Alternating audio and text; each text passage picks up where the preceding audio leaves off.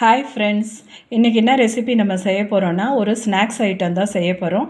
ராகி பக்கோடா. அதுக்கு தேவையான பொருள் ராகி மாவு 1 கப்பு, ஒரு பெரிய ஆனியனை சின்ன சின்னதாக கட் பண்ணி எடுத்திருக்கேன். அடுத்தது பார்த்திங்கன்னா காஞ்ச மிளகா 2, பச்சை மிளகா 2 கட் பண்ணி வச்சுருக்கேன். அது உங்கள் காரத்துக்கு தகுந்த மாதிரி போட்டுக்கலாம். அடுத்து பார்த்திங்கன்னா பொட்டுக்கடலை 1 ஸ்பூன் எடுத்திருக்கேன்.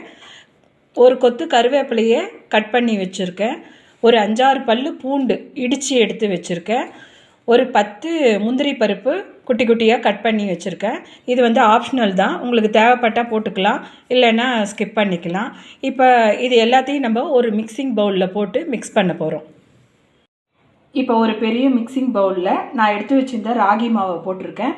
அதுக்கு அடுத்தது மீதி தேவையான பொருளை போட போகிறோம். ஒரு ஆனியன் கட் பண்ணி வச்சது,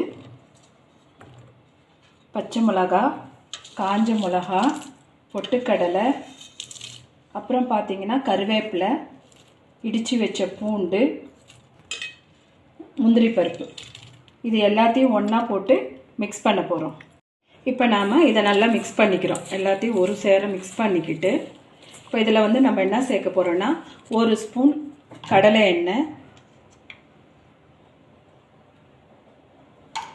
அப்புறம் பார்த்திங்கன்னா தேவையான அளவு உப்பு, ஒரு 1/2 ஸ்பூன் உப்பு போட்டு நல்லா மிக்ஸ் பண்ணிவிட்டு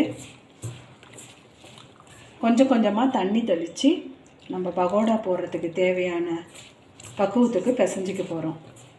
கட் பண்ணிட்டு கொஞ்சம் கொஞ்சமாக தண்ணி சேர்த்து மாவை நல்லா மிக்ஸ் பண்ணிக்க போகிறோம். இந்த அளவு நல்லா மிக்ஸ் பண்ணதுக்கு அப்புறமா நல்லா வாசனையாக பகோடா இருக்கிறதுக்காக ஒரு 3/4 ஸ்பூன் சோம்பு சேர்த்துக்கிறோம். நம்ம அதையும் சேர்த்து நல்லா மிக்ஸ் பண்ணிவிட்டு பகோடா பக்குவம் இந்த அளவு பிடிச்சி உதிர்ற அளவுக்கு பிசைஞ்சிட்டு இப்போ நம்ம இதை அப்போ ஆயிலில் பொரிச்சு எடுக்க போகிறோம். இப்போ பார்த்திங்கன்னா ஆயிலை நான் ஹீட் பண்ணிவிட்டேன்.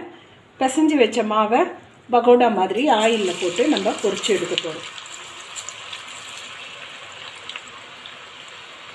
அப்படியே உதிர்த்து விட்டிங்கன்னா நல்லா பகோடா மாதிரி சூப்பராக மொறு. இப்போ பார்த்திங்கன்னா நம்ம ஸ்டவ்வை கொஞ்சம் மீடியம் ஃப்ளேமில் வச்சுட்டு இந்த மாதிரி நல்லா இந்த நுரையெல்லாம் அடங்கி சத்தம் நின்னதுக்கப்புறமா நம்ம இப்போ பார்த்திங்கன்னா இந்த அளவு வந்ததுக்கப்புறம் நம்ம எடுத்துடலாம். நல்லா டேஸ்டியாக கிறிஸ்பாக சூப்பராக இருக்கும் பகோடா. ஈவினிங் டைமில் டீ கூட சேர்த்து சாப்பிட்றதுக்கு. இப்போ மீதி வச்சுருந்த மாவையும் கொஞ்சம் கொஞ்சமாக ஆயிலில் போட்டு பொரித்து எடுத்துட்டேன்.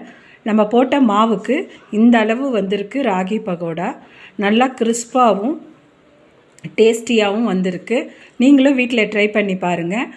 இந்த வீடியோ உங்களுக்கு பிடிச்சிருந்தா லைக் பண்ணுங்கள், ஷேர் பண்ணுங்கள், சப்ஸ்கிரைப் பண்ணுங்கள். தேங்க்ஸ் ஃபார் வாட்சிங்.